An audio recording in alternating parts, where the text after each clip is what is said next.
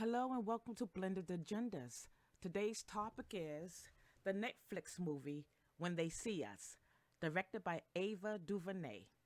A story about five teenagers from East Harlem, New York, known as the Central Park Five, who were coerced and railroaded into making false confessions about their participation in a brutal assault and rape of Trisha Miley, a 28-year-old female investment banker.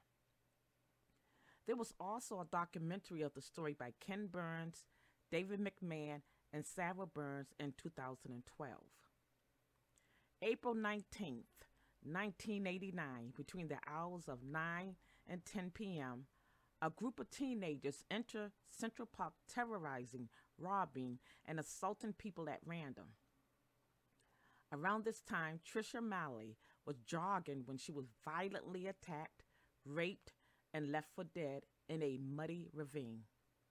She was found hours later, gagged, tied up, naked, and covered with blood and mud. She was in a coma for 12 days with a severe skull fracture and suffered severe brain injuries. After emerging from her coma, she was unable to walk, talk, or read. After 6 months of rehabilitation, she was able to recover with some lingering disabilities, and she was left without memory of the attack or the moments that led up to it. The police were dispatched to the park where the assaults were taking place and rounded up some of the teenagers in the park and took them down to the precinct before the jogger was found. Once Trisha Miley was found and taken to the hospital, Linda Fairstein, who joined the Manhattan District Attorney's Office in 1975 as an assistant DA and was promoted to the head of the sex crime unit in 1976, wanted a quick arrest and conviction by any means necessary.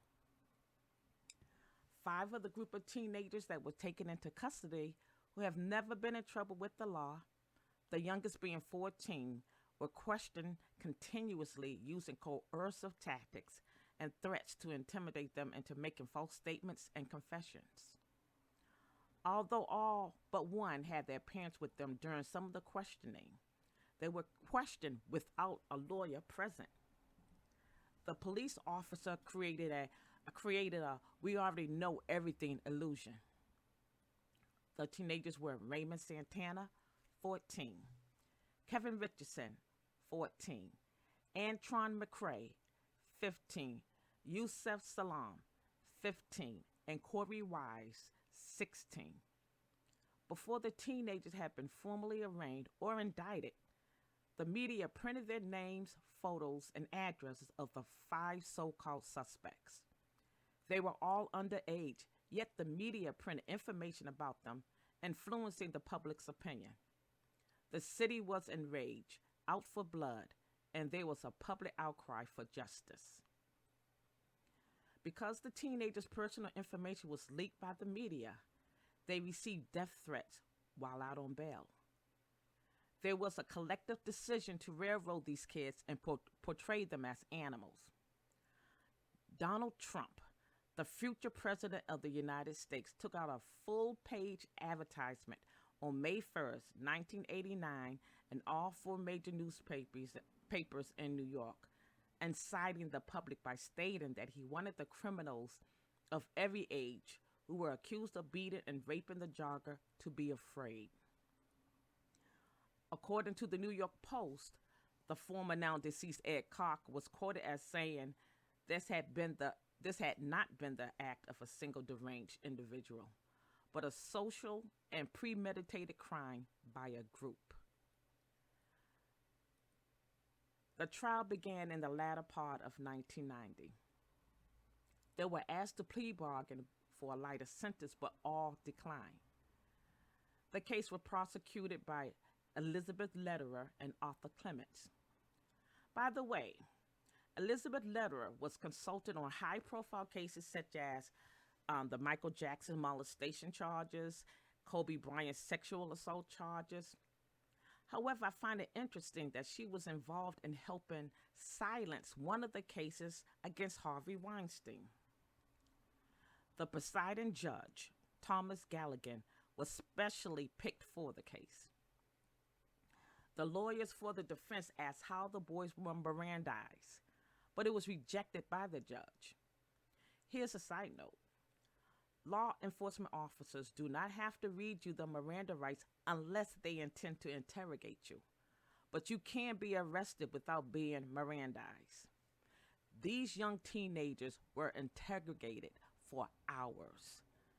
Despite evidence of DNA or blood, absolutely no physical evidence was tied to the 5 teenagers. They were convicted and received the maximum sentence allowed for juveniles in a youth correctional facility, serving 7 years, except for Corey West, then 16, who was convicted of a lesser crime, was sent to an adult facility and served 12 years. The jurors who were interviewed after the trial and stated they were not convinced by the confessions, but were impressed by the physical evidence introduced by the prosecutors, who stated semen, grass, dirt, and hair was consistent with the victim's hair recovered from Kevin Richardson's underwear, even though forensic evidence did not link any of the 5 to the crime scene.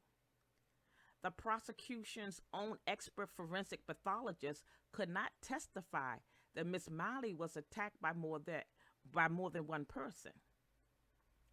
No blood on the clothes of the kids. No mud on the kids' clothes. No grass stains. Not one of the other victims that were assaulted in the park that night identified the 5 teenagers as being part of the assailants who victimized them. They were denied parole many times because they would not show remorse for a crime they did not commit. Had it not been for the actual perpetrator, Matthias Reyes, who committed this heinous crime, coming forward admitting that he was the sole attacker, these young men would have never been exonerated, and they would have been labeled a sexual predator for the rest of their lives. Reyes' DNA matched the evidence and identified him as the lone attacker.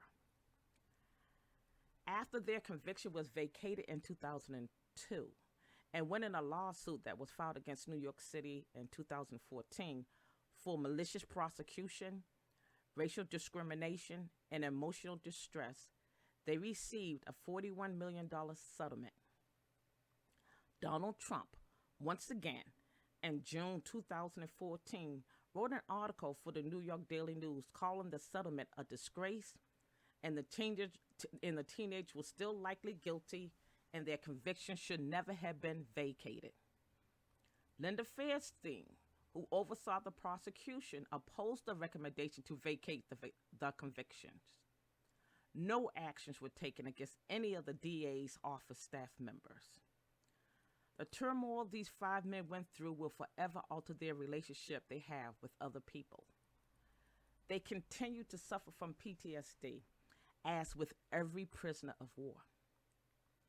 The war on our black youth, our black men, and black and brown and people of black and brown skin. Part of the dilemma and fatal flaw of the privilege in this country is that they have a diluted moral sense and the inherited ability to deny what one has or is doing to a specified class of people. President Trump continues with bullying and name-calling against people he feels that are inferior to him.